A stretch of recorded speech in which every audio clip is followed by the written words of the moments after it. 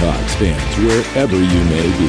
Welcome back for another edition of the Seahawks Playbook podcast. Join your host, Bill Alvstad, and co-host, sports writer and football analyst Keith Myers, as we talk Seahawks football.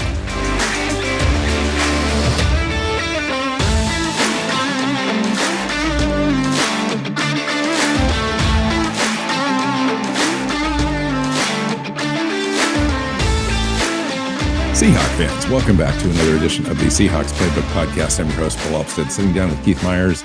We're here in the morning, day after the third preseason game, the third and final preseason game. Seahawks fall to Dallas in Dallas. The score is inconsequential, but we are here to evaluate the play, individual players, all that kind of stuff. Welcome in, Keith. Yeah, it was an interesting game. It started out, the team looked like they were doing all right, and they were playing hard and doing some really good things. And then, well, they showed themselves a little bit, and things went downhill. It ended up being kind of an ugly fourth quarter, and some of it was hard to watch. Yeah, it's this way every year. I mean, if you've been hanging around football for long enough, you know that the final game in the preseason, whether that's the third or the fourth game in years past, all the guys get thrown into play, and that's kind of what happened in the fourth quarter. So there were some guys that hung around and still played in the fourth quarter, but the quality of play was downhill, and then the turnovers, obviously, Keith, was the big takeaway out of this game. It's surprisingly, when you turn the ball over that many times, what were there, 5 turnovers, something like that total? Mm-hmm. You're still in the game. That's kind of weird. That is weird. Yeah. Drew Lock was given an opportunity to play almost the entire game and go prove that he deserves to take the job from Gino Smith. And let's just say he didn't do it. It was not a great showing from Mr. Locke. So. Yeah. And everyone, different fans want to excuse a play or here or there. Those, you could point to a couple of the interceptions that were not directly attributed to him, but nonetheless, one that literally hit a receiver in the shoulder pad, right, and bounced up into the air. That's not on Locke, but right. But yeah, there was a lot of turnovers and just sloppy plays. Sloppy plays, missed throws, sacks taken. Gino Smith, comes to mind. Just everything in general was difficult to watch. Thought the defense played okay, given the idea that field position swaps and so forth weren't exactly equal, time of possession and so forth. Whatever. I mean, it's there. We're there to evaluate the players. So. Let's start at the top. Gino Smith was named the starting quarterback game 1 of the regular season by Pete Carroll in the news conference immediately following the game. So he didn't hesitate. He didn't allow any speculation. He just kind of came out and said it. I think that's the best way to handle the situation, given the choices. Obviously, these are less than optimal choices. I think if you take a look and break down at Gino Smith, you're a 58% completion guy. You take too many sacks. You're fairly conservative in your play calling, so you didn't turn the ball over all preseason in 3 games. Didn't make any big plays. But you didn't make any big plays either. So here we are. That's the Pete Carroll choice. I agree with the choice, as difficult as it is, because Drew Lock just didn't do enough. That's the bottom line. You were pulling. You were pulling for the kid, Keith. You just were. Oh, you just kind of wanted him to go take it, and the fact that he just didn't go take it is disappointing. Mm-hmm. I don't know exactly what that means for Drew Lock's future in Seattle. Pete Carroll's still saying all the right things and so forth, but man, if you can't do it here, and Pete's not going to trust you out of the gate, it's hard to get that confidence back mid-season to come in and continue to play. If that's what it takes, that's going to happen. But well, I mean, Drew Lock turned the ball over. He turned it over in the first game with that fumble that basically got rid of any opportunity, any time for Seattle to put together a drive at the end of the game. The results don't matter. It's preseason, but you had an opportunity with the ball in your hand to go win the game, and instead you sack fumbled it and the other team won. And then in this game, you had an opportunity to go out and take the job from Gino Smith, and instead you were a turnover factory. And that's not going to fly with Pete Carroll. He's the better player. And it shouldn't. It shouldn't fly. Yeah, he's the better player. He creates explosive plays. He's got upside. He's got the higher ceiling. Yeah, he creates explosive plays in a way that Geno Smith never will, never has, never will. But he creates turnovers, and Pete doesn't want that. And so Pete had no choice but to declare Geno the starter. That's the way I saw it. No matter how just pathetic and pedestrian Geno's been in through the 3 preseason games, Pete Carroll had no other choice because Locke is not the guy either. He's not ready. I think that completely points to the forthcoming largest story of the week for this team, whether the team wants to admit it or not. But Jimmy Garoppolo is the story now, I believe. Yeah, he becomes the story of the season, not just of the week. Well, we'll see if that plays out. I believe that it will. There are credible reports out of San Francisco that Seattle is in on this situation and following it closely, and desire to have Jimmy Garoppolo on this roster if and when he's cut.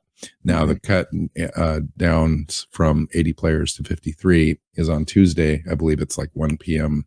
Pacific time or something like that. And that's the first opportunity that San Francisco has. Let me read this carefully here because I want to get this exactly right. Garoppolo carries a $26.95 million cap hit, of which only $2 million is guaranteed at this moment. So the 49ers would save about $24 million in cap space by moving on, assuming he's released healthy and avoids any injury guarantees. If he's on the roster by opening day, September 11th, the 49ers would be on the hook for the full deal. So that's a key date, September 11th, full deal on the hook. They might make a decision before then, so keep your eye on August 30th. It's the deadline for teams to narrow their rosters to 53. The 49ers might choose to release Garoppolo then to make the roster space for a player they'd like to keep in the regular season. This comes from Michael Lombardi, who's there in San Francisco. So there's one thing in that I would question as far as whether he got the details perfectly right, and it's Lombardi, so he probably did. But for veteran players, contracts become fully guaranteed on the Tuesday before week 1. Yeah, and so that's why I'm on opening day. That's my only question. Yeah, and it depends on the way the contract was written. Each contract is slightly different. It doesn't, because that is a collective bargaining thing. If you have a certain number of years in the league and you're on a roster the Tuesday before week 1, your contract's guaranteed. That would not be this Tuesday. This would be next Tuesday then. It would be next Tuesday, yeah. So okay.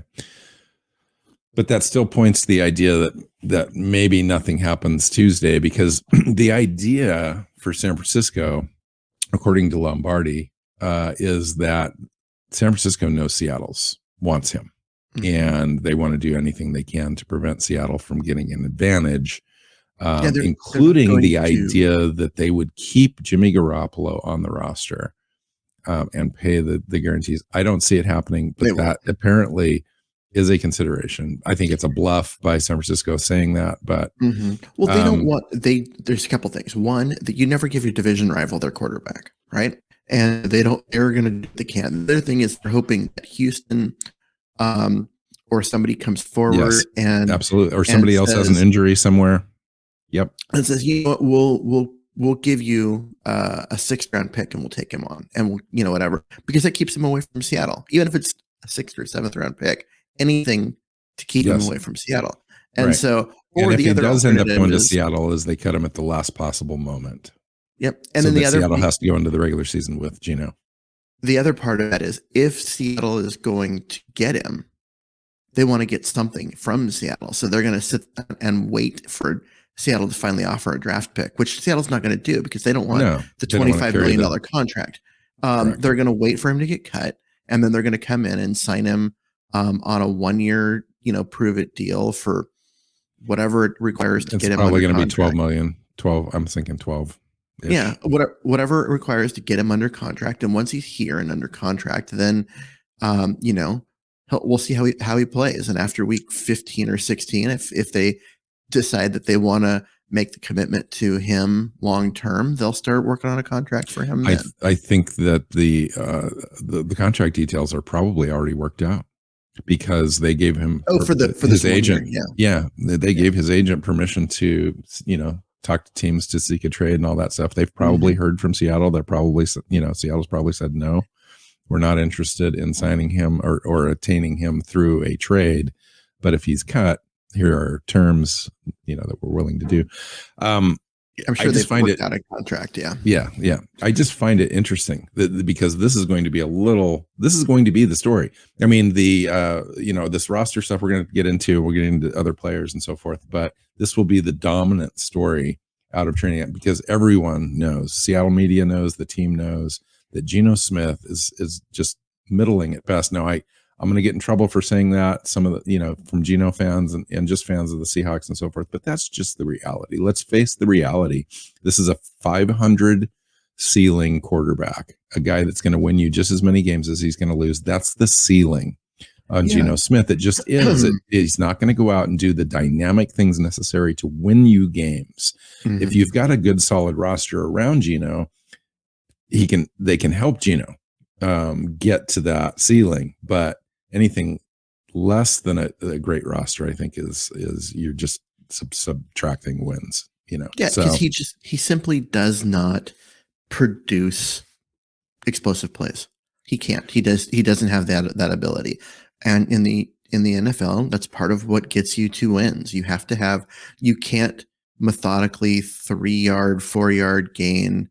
Unless you have a premier roster. I think Jared Goff did that a few years ago. Yeah, but he had, an extremely good defense, right, with guys like Aaron Donald. And Baltimore had that with Trent Dilfer back in the day.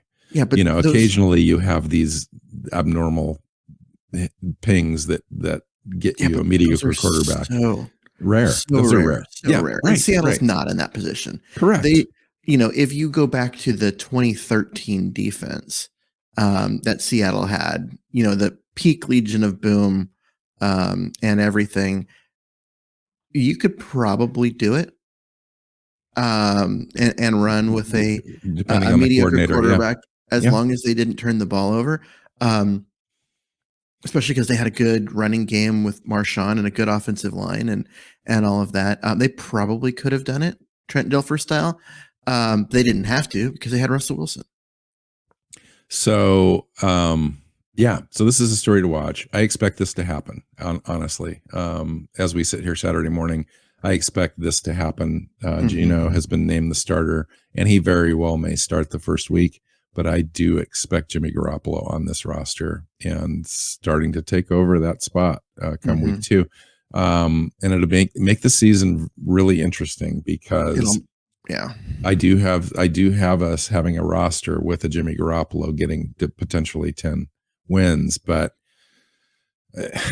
do we want that? Do we want that? I mean, here we are. We have a Jimmy Garoppolo team now. Let's just say we could possibly miss out on the top quarterbacks in this draft, and then kind of be stuck in this 9-10 win scenario, wild card type fringe team for a while, and that's a tough place to be in the NFL, as you know, Keith. Well, it is, but I also think that this roster it's in better shape than a lot of the national media and even some of the local media is portraying. Jimmy Garoppolo is he's not a star. He's not a Russell Wilson. Sorry, he's not. But he's not bad, not terrible. He's not Jared Goff. Right. He's not Jared Goff. No, he's Kirk Cousins. There you go. Right? And so he's a guy that you can win with. San Francisco's made it to a Super Bowl and to an NFC title game with him by having a good roster around him. You can win with him. If Seattle does make the trade and they do get him, you're going to win more games than with Gino. And at that point, some point, you're going to need to just make the commitment to stick with him and use those 2 firsts and 2 seconds to help build the roster and create a roster that you can go get yourself to a Super Bowl with a Jimmy Garoppolo caliber quarterback. I'm leaning that way. I mean, I really wasn't in the offseason when this was kind of, we were bantering back and forth about a possibility of Jimmy Garoppolo and other quarterbacks to come in. And this is kind of the worst case scenario as a fan, having just come out of the Russell Wilson era. But it does seem like a tangible, realistic option for the team to go forward. And I actually think it's going to happen. So I'm kind of leaning in that direction, trying to get accustomed to the idea of that might be the way it plays out. And it might not be the worst thing that can happen because things change every year. Yep. Quarterbacks become available. There's other scenarios. You luck out in the draft. We lucked out with Russell Wilson. You just don't know, but you go solidify the rest of your roster. I think you have the great idea there with the 1st and 2nd round picks. Yep. And you build this really good cohesive team, a Pete Carroll coach team. And then you just kind of have this kind of placeholder thing that could potentially take you places, but maybe is not quite, top 10 caliber quarterback. Well, yeah. And then what you're hoping at that point is you've built the roster and now you need an improvement at quarterback that you don't have access to. So you're hoping that Aaron Rodgers gets angry again, or, something like that happens, and where you can go get a guy. Or more likely what's going to happen is there will be a year when Garoppolo gets hurt and this team loses a lot of games and they are in position to get a quarterback at that point. Yeah. It's the Indianapolis Peyton Manning versus Andrew Luck situation. Yeah. And you've built your assets. I mean, you have tradable assets and all that stuff. And it could happen as early as next offseason. You got 2 firsts, 2 seconds plus assets. You can go trade for a quarterback out there too. So we'll see how that goes. All right. I still think the best answer long term for this team is for the team to lose this year, be in position to go get CJ Stroud or the kid from Kentucky and draft or Young from Alabama. Yeah, go get one of these elite quarterbacks that are in this next year's draft and have someone that not just that you can win with if your roster is great, but a good player that can carry your team for the next 10, 12 years. It's going to be I got a question for you, but I still think it's the best option. What? Okay. Let's just say they go with Jimmy Garoppolo, just for the sake of just this question. What do they do for QB number 2? Do they release Drew Lock? I think you release Drew Lock. You release Drew Lock. You release Drew Lock and you keep Gino. Gino Smith's contract is set up to have a whole bunch of escalators and incentives kick in over the course of the season. And so his contract's actually not bad for him to be the backup. It's $3.5 million without the incentives kicking in. Yeah. And so for him to stay on there, and he's what you want in a backup, right? He's a guy that won't turn the ball over. I think he would handle that better than Drew Lock not getting the job out of the gate and then being named the number 2 and Gino's gone. It's like, that would be weird. And having the guy that lost the competition stay on the roster would not be good for the rest of the rest of the team. Yeah. Okay. So let's move on now. We'll have plenty of conversations about this situation in the next couple of weeks, I'm sure. How about players in this game, Keith, that helped themselves? Miles Adams. Miles Adams on my list. How do we not? Miles Adams played out of his mind in this game. Now he had a pretty bad. He jumped off sides penalty fairly early in the game, but honestly, we saw Michael Bennett do that all the time. It's just Pete doesn't care. He wants his defenders to be aggressive. Yes. He wants players to have that edge, and if occasionally you get a penalty from it, fine. Back that up with big plays and back that up with tackles for loss. Back that up with QB hits, hurries, and sacks, and you're gold on this roster. Yeah, he looked like he was probably the best defender in the front 7 in this game. He was probably one of the top 5 defenders overall in preseason. he was good throughout. And you're playing these type of guys. I mean, these second string guys, these rotation guys that are fighting for rotation minutes. And he helped himself, I think, the most. I think the next player that helped himself the most would be Michael Jackson.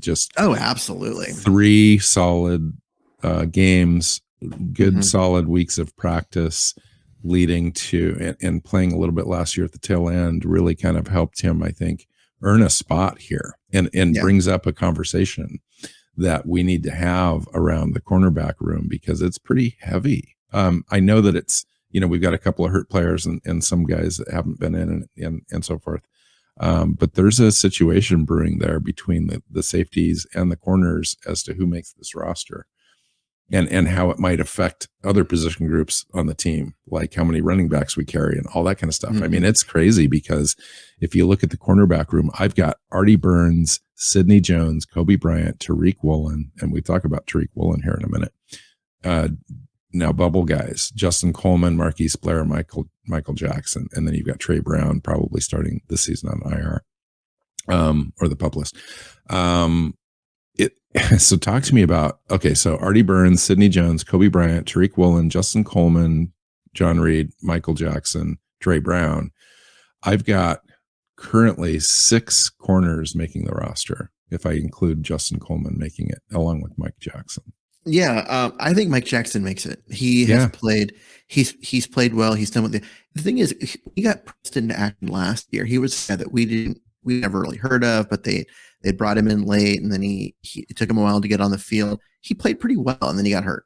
I think he's a big guy too, man. I was really noticing the play that he broke up in the end zone last night, and he's got some length on him. He's like 6'1", 210 or something like that. Yeah, he's not a small guy, but he's got the speed. He plays very aggressively.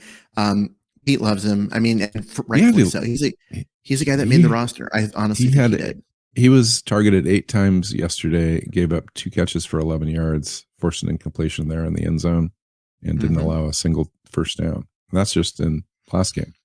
That's if you're gonna make this team as a cornerback in a room that's pretty deep, as you just pointed out, you got to have stat lines like that, and he did. And I was impressed. Michael Bennett clearly was impressed because he made a point to ask Pete Carroll about him during the game. If you were watching the local broadcast, so yeah, I mean I honestly think he made the team, and it shouldn't even be that much of a question. Yeah, and just to let folks know too, after this show, we're doing a roster prediction, 53-man roster prediction show that I'm going to release here this weekend as well. So, and that will be a fascinating conversation because, man, we're going to end up cutting some players that are going to play in the NFL. I just another guy that really showed, and I don't know if we can say he helped himself because I think he was already very much on the team and in the rotation, was DJ Dallas. He continues to look explosive, fast. He's running smart. There were a couple times where he had to be very patient and not just run himself into tackles. One play in particular where Phil Haynes fell down, and Dallas had to buy time for Haynes to get up off the ground and go up and engage a defender so that Dallas had somewhere to go.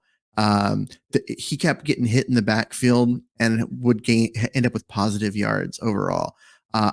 He was just very impressive. He was impressive throughout the preseason. But in this game, he went from being, he's going to make the roster and whatever, to they just need to get him on the field. Especially if Ken Walker's going to be hurt. Dallas is going to get playing time. Let's say that Penny and Walker are strong. He's clearly running back number 3 and will get significant snaps because you're metering probably Penny a little bit in his injury history. And then Ken Walker's starting the year probably not able to go. But if one of those guys is not available, I have no problem at all putting Dallas in there for any situation. And then Homer, you talk about another player that really kind of helped himself. And, he was a fringe player to me entering training camp, ended up emerging as uncuttable because of the way that he approached this training camp and played in the games. So the team is 4 deep at running back right now. I'm happy with that. And I think that Darwin Thompson is another guy that continues to show that he can play. He can make plays in this league. He may not make Seattle's roster because of a roster crunch, but he's going to make a roster. I think yeah. I could see him do that. I could also see him on the practice squad. I don't think he makes it to the practice squad. I think there's going to be a team out there that I'm not sure. The reason I say I'm not sure is because he played against third string guys. He played against third string guys, but he was clearly better than the third string guys. Like he was a guy that, you stick anyone that belongs in the league out there in the fourth quarter of a preseason game, and they show up because they're just simply better than those other guys. And that's what happened. So I think he belongs, and I think there's going to be a team that's going to grab him. I'm saying he's going to be on the practice squad. We'll see. We'll see who's right.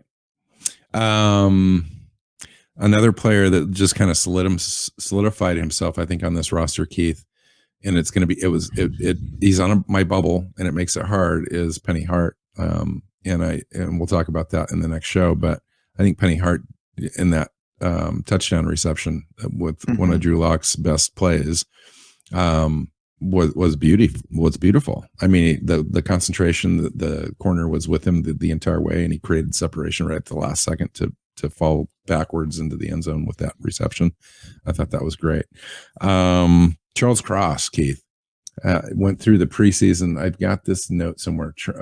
Charles Cross had 80 pass blocking snaps in preseason and gave up 2 pressures.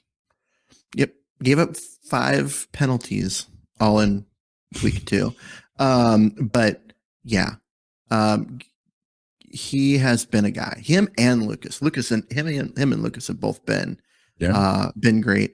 Whatever the concentration issue was week 2, he seemed to have figured out, because he didn't have that problem again in week 3. So I think that Cross he's set. He's a guy we can count on. And you mentioned Abe Lucas too. I mean, holy cow! I think we're going into the season with those guys as starters. Well, and for most of the game, it was Abe Lucas at right tackle and Jake Curran at right guard. And I got to tell you, I wasn't sad about it. It looked good. Well, Jake Curran had the highest offensive grade from Pro Football Focus at 91.5. Yeah, that pairing in those positions, they're road graders. They're going to open up big holes in running. There's a lot of successful running plays to the right.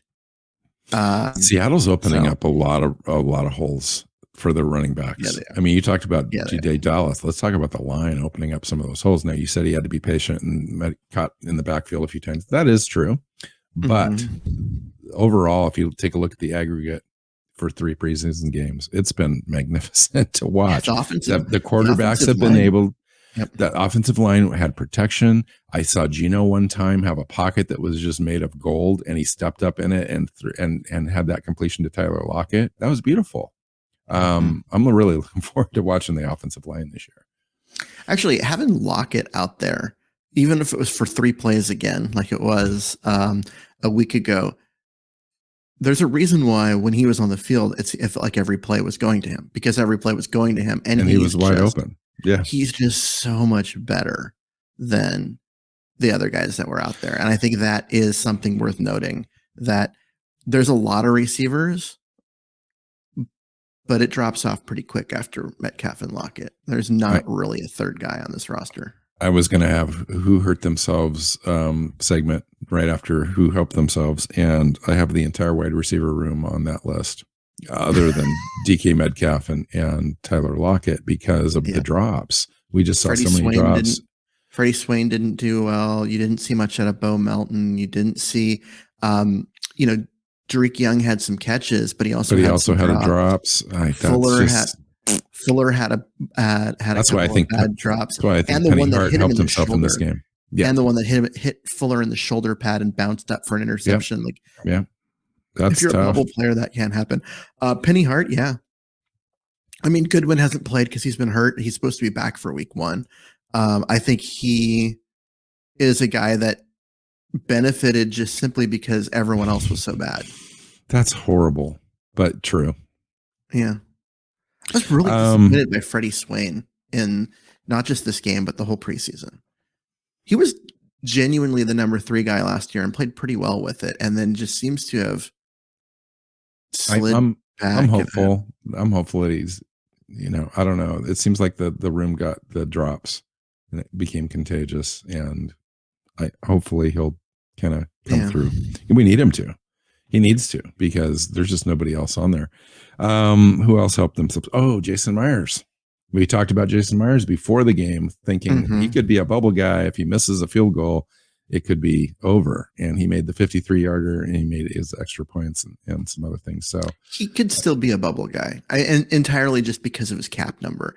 And if there's someone who becomes available on the waiver wire that the team looks at and they have an evaluation that he's a guy that they could use, and they can have him for $500,000 a year instead of 4.5, very much Jason Myers could be shown the door. But their team's not going to go searching for that guy, which they would have if he'd missed another kick. So the preseason games are over. I'm going to talk to you about some general ideas about feelings on 3 situations that I saw kind of show themselves throughout training camp and in the games as being concerns. Number 1 is the wide receiver depth. It looked like on paper heading into the preseason that this was going to be an asset. And because of these drops, now it looks like nobody's really come up and taken jobs 5, 4, and 3, 3, 4, 5. It just feels like those are still kind of wishy-washy. I agree. I think the top 2, and in my head, I've kind of penciled Goodwin in as the 3rd guy, simply because he looked good until his injury, and he hasn't been able to drop passes with everyone else because of his injury. And so I think he's going to end up in that spot. But he's not a world beater, and it does show that this is a position group where we may see them go out and bring in guys, grab some guys off the waiver wire, bring them in, let them see what happens. And then if they either make an impression and get to stick around, or that roster spot gets cycled again and they bring in yet another guy, we may see them do that for the next couple of weeks. Linebacker depth. I like some emerging players in the middle, like Vi Jones, I think is solidified himself, but overall, having Nick Ballore there as your backup number 2 to be, a middle linebacker is disconcerting a little bit. And just, that's an area of concern. I think that you also may see some waiver wire action. That's been an area of concern since, the Bobby draft. Wagner left. Yeah. I mean, you got your 2 guys that they like in the middle, but they didn't have anyone in the back, and you never saw anybody step up and take that role. Vi Jones is it Vi or V? I call him Vi. Okay, I haven't heard his name pronounced yet. Vi Jones has stepped up and kind of taken a spot, and I thought in this last game that Tanner Muse made a big impression. Yeah, he did actually, and probably made the roster. Maybe. Not because of he's good enough. Like he's like, yeah. Would you rather have Tanner Muse, or would you rather have Miles Adams? I don't think I don't know that there's. Well, okay. I think there's spots for both of them. Interesting. But I just think that Muse is going to make the roster like out of necessity because there isn't anyone else. But you end up with situations like that. And even at outside linebacker where there was depth coming in, right? Because Smith got hurt and we haven't seen him after like 3 practices or whatever it was. Now you're like, and now Alton Robinson got his knee banged up in this game. We don't know the status yet. Yeah, he walked off on his own power, and it looked like, and the fact that it didn't come up in Pete Carroll's stuff at the end when he talks about injuries and whatnot, I'm thinking he's probably okay. And he's got 2 weeks to figure that out. Yeah. So I like that looked like it was going to be this major strength at outside linebacker. And now it's like, okay, you've got the guys you need, but not any extra. And to me, that's a little concerning. The last thing I wanted to talk to you about was the non-existent use of the tight end group in preseason. We had talked about tight ends being more important this year. You saw Shane Waldron come out and specifically talk about it in one of his press conferences. You had the acquisition of Noah Fant to this group. And so far, it's been minimalistic, just like it has been for the last several years.